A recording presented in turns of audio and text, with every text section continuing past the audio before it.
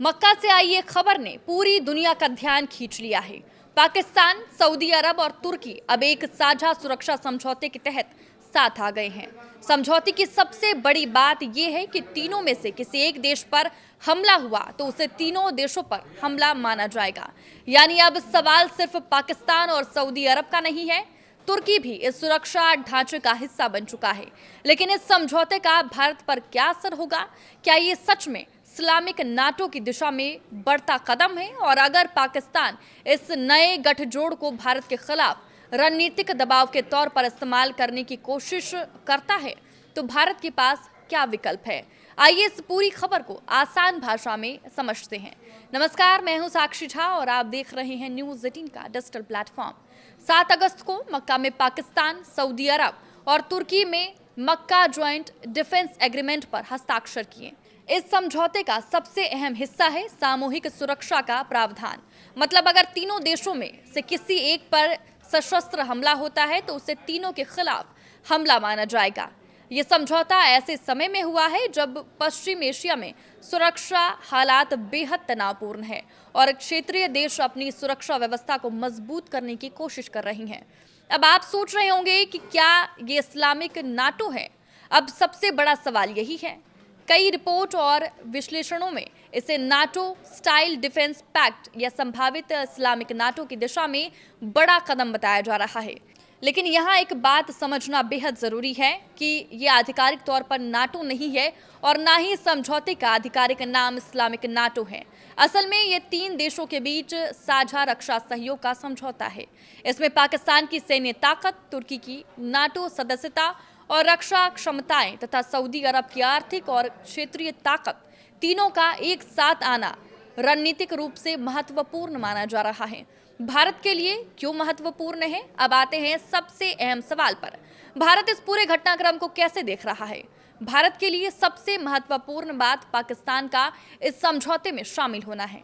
भारत और पाकिस्तान के बीच पहले से ही गंभीर रणनीतिक और सुरक्षा मतभेद रहे हैं।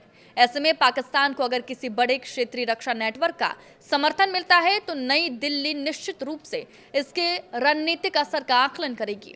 हालांकि भारत की विदेश नीति सिर्फ सैन्य समीकरणों तक सीमित नहीं है। भारत के सऊदी अरब समेत खाड़ी देशों के साथ भी महत्वपूर्ण आर्थिक और रणनीतिक संबंध है।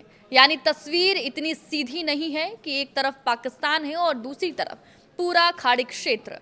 अब आपको बताते हैं कि भारत ने क्या कहा।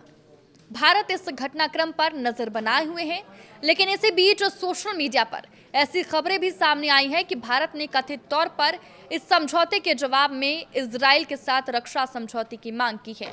भारत के विदेश मंत्रालय ने इस दावे को फर्जी और एआई जनरेटेड मिस इन्फॉर्मेशन बताया है। इसलिए इस दावे को भारत की आधिकारिक रणनीति मानना सही नहीं होगा। यानी फिलहाल ये कहना ठीक नहीं होगा कि भारत ने इस समझौते के जवाब में कोई नया सैन्य गठबंधन बना लिया है। अब समझते हैं कि पाकिस्तान के लिए इसका क्या मतलब है। पाकिस्तान के लिए ये समझौता इसलिए महत्वपूर्ण है क्योंकि उसे सऊदी अरब और तुर्की के साथ सुरक्षा सहयोग का नया मंच मिल रहा है। पाकिस्तान और सऊदी अरब के बीच पहले से ही रक्षा सहयोग का लंबा इतिहास है। सितंबर 2025 में दोनों देशों ने स्ट्रैटेजिक म्यूचुअल डिफेंस एग्रीमेंट भी किया था, जिसमें एक पर आक्रमण को दोनों पर आक्रमण माना गया था। अब तुर्की के जुड़ने से ये सहयोग 3 देशों तक पहुंच गया है। लेकिन क्या भारत के लिए तत्काल खतरा है? ऐसा सीधे तौर पर कहना जल्दबाजी होगी। किसी रक्षा समझौते का मतलब ये नहीं होता कि वो अपने आप किसी तीसरे देश के खिलाफ बनाया गया है। मौजूदा समझौते को आधिकारिक तौर पर किसी विशेष देश के खिलाफ गठबंधन नहीं बताया गया है। इसकी पृष्ठभूमि पश्चिम एशिया की व्यापक सुरक्षा स्थिति और क्षेत्रीय अस्थिरता से भी जुड़ी हुई है। भारत के लिए असली चुनौती ये होगी कि आने वाले समय में इस समझौते का इस्तेमाल किस तरह किया जाता है और तीनों देशों के बीच सैन्य सहयोग कितना गहरा होता है। आगे क्या होगा? अब पूरी दुनिया की नजर 3 चीजों पर होगी। पहला, क्या इस रक्षा समझौते में आगे दूसरे देश भी शामिल होते हैं? दूसरा, क्या तीनों देश साझा सैन्य अभ्यास और सुरक्षा सहयोग को और बढ़ाते हैं? और तीसरा, पाकिस्तान इस नए रणनीतिक समीकरण का इस्तेमाल भारत के साथ अपने संबंधों में किस तरह करता है। फिलहाल इतना साफ है कि मक्का में हुआ ये समझौता पश्चिम एशिया और दक्षिण एशिया के रणनीतिक समीकरणों में एक नया अध्याय जरूर खोलता है। भारत भी इस पूरे घटनाक्रम पर नजर रख रहा है और अपने राष्ट्रीय हितों के हिसाब से आगे की रणनीति तय करेगा। यानी मक्का में हुआ समझौता सिर्फ 3 देशों के बीच एक कागजी करार नहीं है, इसके असर को आने वाले दिनों में पश्चिम एशिया से लेकर दक्षिण एशिया तक महसूस किया जा सकता है। आपके इस वीडियो पे क्या राय है, हमें कमेंट करके जरूर बताएं। नमस्कार।